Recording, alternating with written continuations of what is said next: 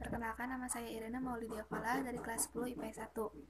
Suprastruktur politik berperan sebagai pelaksana, pembuat, dan juga pengevaluasi segala kebijakan dan juga peraturan pemerintah. Sedangkan infrastruktur politik berperan untuk memberikan tuntutan dan juga aspirasi agar bisa terus memperbaiki peraturan dan juga kebijakan yang telah ada agar menjadi lebih baik dan dapat mendukung kepentingan rakyat. Untuk pengertiannya sendiri, suprastruktur politik ialah merupakan mesin politik yang dimana keberadaannya resmi di dalam suatu negara. Suprastruktur politik ialah merupakan gambaran pemerintah secara luas yang dimana terdiri dari lembaga-lembaga pemerintah negara. Sedangkan infrastruktur ialah merupakan kelompok-kelompok politik yang ada di masyarakat yang berpartisipasi secara aktif dalam kehidupan politik negara. Sekian dan terima kasih. Assalamualaikum warahmatullahi wabarakatuh. Nama saya Umanur Hikmah dari kelas 10 IPS 3. 3 hak warga negara yang terdapat dalam pasal 28 Undang-Undang Dasar 1945 antara lain ialah 1. Pasal 28A, hak untuk hidup dan mempertahankan kehidupan. Setiap orang berhak untuk hidup serta berhak untuk mempertahankan hidup dan kehidupannya. 2. Pasal 28B ayat 1, hak untuk membentuk keluarga dan melanjutkan keturunan melalui perkawinan yang sah. 3. Pasal 28C ayat 2, hak untuk melanjutkan dirinya dalam memperjuangkan hak. Sekian dari saya, mohon maaf apabila ada kesalahan. Wassalamualaikum warahmatullahi wabarakatuh. Assalamualaikum warahmatullahi wabarakatuh. Nama saya Dona Maulana dari XMIPA 1. Contoh bentuk kerukunan umat beragama: saling tolong menolong tanpa memandang agama. Contohnya adalah menolong ketika ada tetangga yang kesusahan, menengok tetangga yang sedang sakit. Saling membantu melancarkan kegiatan keagamaan. Contohnya adalah ketika umat Kristiani atau umat agama lain sedang menjalankan peribadatan atau sedang merayakan hari raya, kita harus membantu mengamankan kondisi agar lebih berjalan dengan hikmat. Membantu membangun tempat ibadah. Saling mengingatkan dalam hal kebaikan, tidak saling menghina, menjatuhkan, atau saling mengejek antar umat beragama. Sekian, terima kasih. Wassalamualaikum warahmatullahi wabarakatuh. Bismillahirrahmanirrahim. Assalamualaikum warahmatullahi wabarakatuh. Perkenalkan, nama saya Reval Prayudi dari kelas 10 IPS 5. Saya di sini akan menjelaskan apa yang dimaksud dengan laut teritorial, landas kontinen, zona ekonomi eksklusif, yaitu 1. Laut teritorial adalah wilayah kedaulatan suatu negara pantai selain wilayah daratan dan perairan kedalamannya. 2. Landas kontinen merupakan wilayah dasar laut dan juga tanah di bawahnya yang bersambungan dengan pantai tetapi di luar laut. 3. Zona ekonomi eksklusif adalah zona yang luasnya 200 mm laut dari garis dasar pantai, yang mana dalam zona tersebut sebuah negara pantai mempunyai hak atas kekayaan alam di dalamnya. Assalamualaikum warahmatullahi wabarakatuh. Bismillahirrahmanirrahim. Assalamualaikum warahmatullahi wabarakatuh. Perkenalkan, nama saya Reval Prayudi dari kelas 10 IPS 5. Saya di sini akan menjelaskan apa yang dimaksud dengan laut teritorial, landas kontinen, zona ekonomi eksklusif, yaitu 1. Laut teritorial adalah wilayah kedaulatan suatu negara pantai selain wilayah daratan dan perairan kedalamannya. 2. Landas kontinen merupakan wilayah dasar laut dan juga tanah di bawahnya yang bersambungan dengan pantai tetapi di luar laut. 3. Zona ekonomi eksklusif adalah zona yang luasnya 200 mm laut dari garis dasar pantai, yang mana dalam zona tersebut sebuah negara pantai mempunyai hak atas kekayaan alam di dalamnya. Assalamualaikum warahmatullahi wabarakatuh. Assalamualaikum warahmatullahi wabarakatuh. Perkenalkan, nama saya Lala Agustina dari kelas 11 IPS 5. Pengadilan negeri berfungsi untuk memeriksa, memutuskan, dan menyelesaikan perkara pidana dan perdata bagi rakyat pencari keadilan pada umumnya. Sedangkan pengadilan negeri merupakan sebuah lembaga peradilan di lingkungan peradilan umum yang berkedudukan di ibu kota provinsi sebagai pengadilan tingkat banding terhadap perkara-perkara yang diputus oleh pengadilan negeri.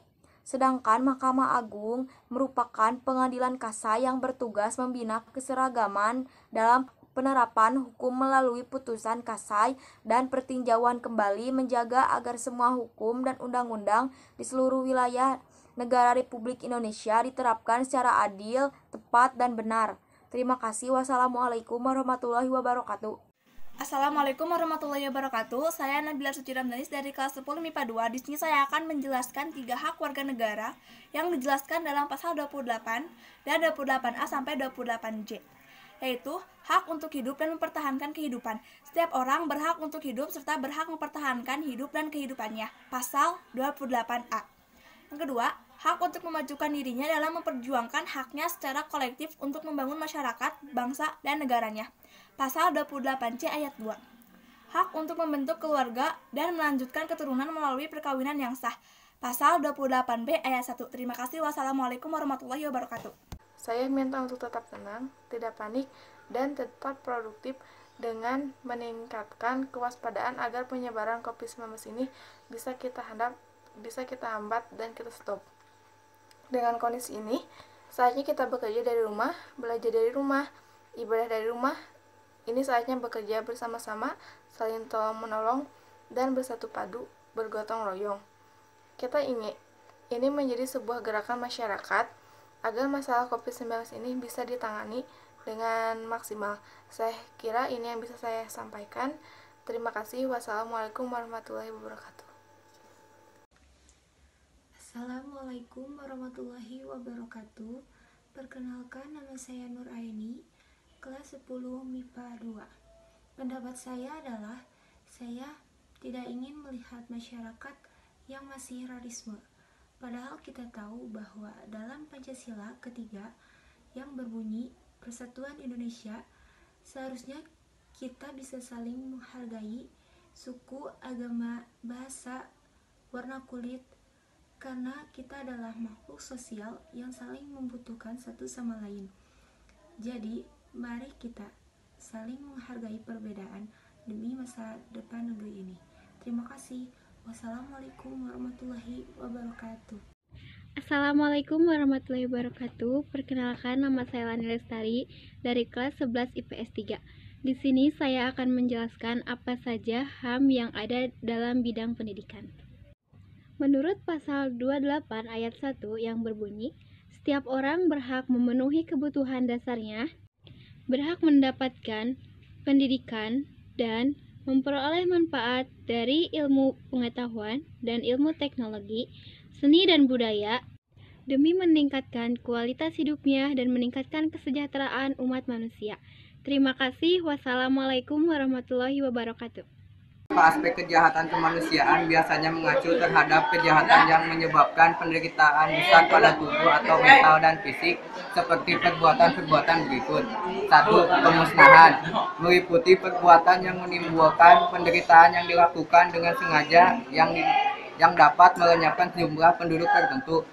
2. Perbudakan termasuk perdagangan manusia, khususnya perdagangan wanita dan anak-anak. 3. Pengusiran atau pemindahan penduduk secara paksa. 4. Perampasan kemerdekaan atau perampasan kebebasan fisik lain secara sewenang-wenang yang melanggar asas-asas ketentuan pokok hukum internasional. 5.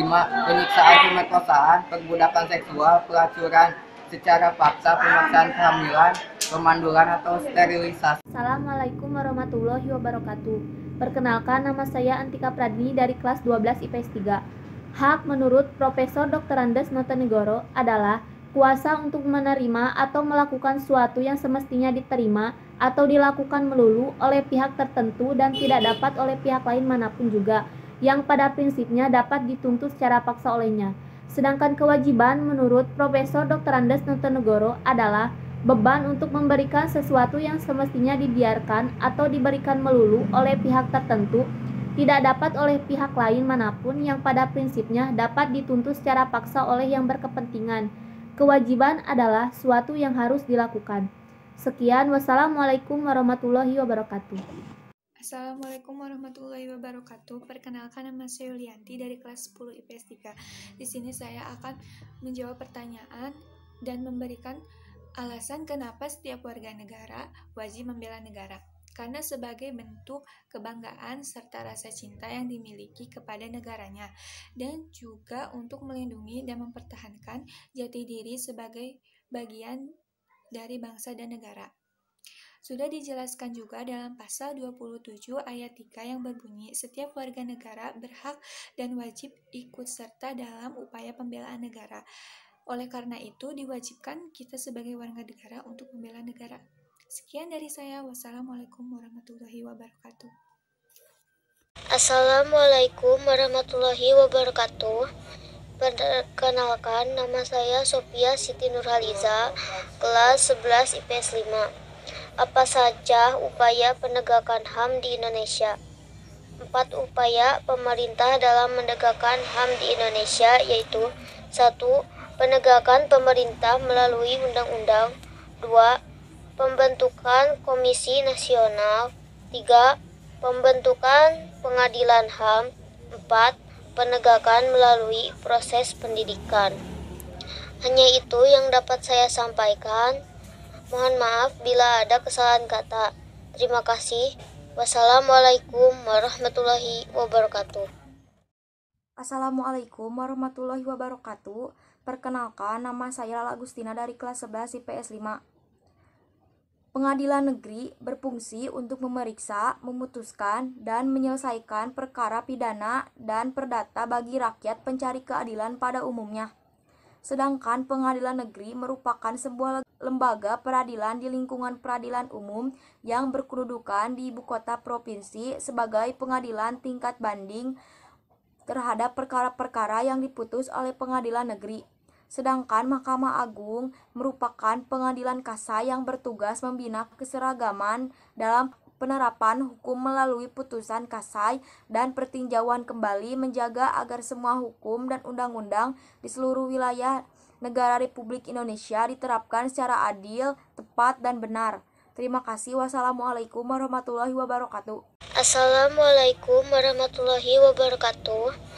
Perkenalkan, nama saya Sophia Siti Nurhaliza, kelas 11 IPS 5. Apa saja upaya penegakan HAM di Indonesia? 4 upaya pemerintah dalam menegakkan HAM di Indonesia yaitu 1. Penegakan pemerintah melalui undang-undang. 2. Pembentukan Komisi Nasional. 3. Pembentukan Pengadilan HAM. 4. Penegakan melalui proses pendidikan. Hanya itu yang dapat saya sampaikan. Mohon maaf bila ada kesalahan kata. Terima kasih. Wassalamualaikum warahmatullahi wabarakatuh. Assalamualaikum warahmatullahi wabarakatuh. Perkenalkan, nama saya Lani Lestari dari kelas 11 IPS 3. Di sini saya akan menjelaskan apa saja HAM yang ada dalam bidang pendidikan. Menurut pasal 28 ayat 1 yang berbunyi, setiap orang berhak memenuhi kebutuhan dasarnya, berhak mendapatkan pendidikan, dan memperoleh manfaat dari ilmu pengetahuan dan ilmu teknologi, seni dan budaya, demi meningkatkan kualitas hidupnya dan meningkatkan kesejahteraan umat manusia. Terima kasih. Wassalamualaikum warahmatullahi wabarakatuh. Assalamualaikum warahmatullahi wabarakatuh. Perkenalkan, nama saya Nova Widya Ramadanti dari kelas 12 IPS 4. Hak yang didapat dari sila ke-1. 1. Hak kebebasan untuk memeluk agama berdasarkan keyakinan. 2. Hak untuk menjalankan ibadah dengan aman tanpa gangguan. 3. Hak untuk dihargai sesama umat beragama. Kewajiban didapat dalam sila ke-1. 1. Kewajiban mempercayai Tuhan Yang Maha Esa. 2. Kewajiban melaksanakan keturunan agama. Ketiga, kewajiban menghormati antar umat beragama. Sekian dan terima kasih. Wassalamualaikum warahmatullahi wabarakatuh. Assalamualaikum warahmatullahi wabarakatuh. Nama saya Muhammad Ridwan Jalani. Saya dari kelas 10 IPS 1. Saya akan menjelaskan jenis pelanggaran HAM. Poin A yaitu kejahatan hak asasi manusia yang berat adalah kejahatan terhadap kemanusiaan dengan bermotifkan kekuasaan yang dilakukan secara sistematis dan meluas. Poin B yaitu kejahatan ini akan menimbulkan teror juga, kekhawatiran dan ketakutan dalam diri masyarakat. Dan yang terakhir, poin C, kejahatan ini diakui oleh dunia sebagai kejahatan yang paling serius yang harus diselesaikan oleh seluruh negara, bahkan jadi yurisdiksi internasional. jika penyelesaiannya tidak dapat diselesaikan pada tingkat nasional. Demikian penjelasan jenis pelanggaran HAM. Mohon maaf bila ada kesalahan. Terima kasih. Wabillahi taufiq wal hidayah. Wassalamualaikum warahmatullahi wabarakatuh. Assalamualaikum warahmatullahi wabarakatuh. Di sini saya akan menjelaskan tentang bela negara dari rumah. Salah satu himbauan pemerintah yang harus ditanggapi serius oleh warga negara Indonesia adalah adanya pembatasan sosial atau social distancing. Himbauan ini bahkan disuruhkan langsung oleh Presiden Joko Widodo, yaitu tentang bekerja di rumah, belajar dari rumah, dan beribadah di rumah. Himbauan ini menuntut adanya kesadaran warga negara untuk menjaga jarak dalam kerumunan, seperti menjaga jarak dengan orang lain minimal 1 meter, tidak bepergian ke area publik seperti mal, bioskop, stadion, sekolah, tempat ibadah, gedung pemerintahan, dan lain-lain, mengenakan masker, tidak bersentuhan, dan sebagainya. Himbauan social distancing ini kemudian menghasilkan satu kebijakan, yaitu kebijakan bekerja dari rumah, belajar dari rumah, sholat wajib di rumah, menunda pembayaran kredit selama 1 tahun, hingga membatalkan ujian nasional tahun 2020. Mungkin hanya itu yang dapat saya sampaikan. Terima kasih. Wassalamualaikum warahmatullahi wabarakatuh. Assalamualaikum warahmatullahi wabarakatuh. Izin memperkenalkan diri, saya Nila Griselda dari kelas 10 MIPA 5. Menurut saya, setiap negara wajib dan berhak membela negara sebagai bentuk rasa patriotisme, kebanggaan, serta rasa cinta yang dimilikinya kepada negaranya. Dengan melakukan bela negara, ia juga melindungi dan mempertahankan jati dirinya sebagai bagian dari sebuah bangsa dan negara. Terima kasih. Assalamualaikum warahmatullahi wabarakatuh. Perkenalkan, nama saya Zahwan Pradipta Rubami dari kelas 10 MIPA 5. Di sini saya akan menjelaskan apa yang dimaksud dengan dekonsentralisasi dan desentralisasi.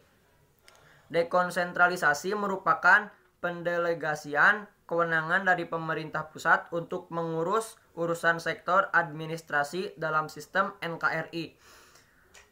Dan desentralisasi merupakan kewenangan yang diperoleh daerah otonom dari pemerintah pusat untuk mengatur dan mengurus urusan daerahnya sendiri. Sekian dari saya. Wassalamualaikum warahmatullahi wabarakatuh. Selamat, terima kasih. Wassalamualaikum warahmatullahi wabarakatuh. Assalamualaikum warahmatullahi wabarakatuh.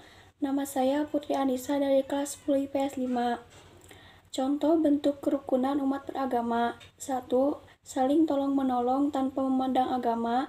Contohnya adalah menolong ketika ada tetangga yang kesusahan, menengok tetangga yang sedang sakit. 2. Saling membantu melancarkan kegiatan keagamaan. Contohnya adalah ketika umat Kristiani atau umat agama lain sedang menjalankan peribadatan atau sedang merayakan hari raya. Kita membantu mengamankan kondisi agar acara berjalan dengan hikmat. 3. Membantu membangun tempat ibadah. 4. Saling mengingatkan dalam hal kebaikan. 5. Tidak saling menghina, menjatuhkan, atau saling mengejek antara umat beragama. Terima kasih. Wassalamualaikum warahmatullahi wabarakatuh. Atau saling mengejek antar umat beragama. Sekian. Wassalamualaikum warahmatullahi wabarakatuh.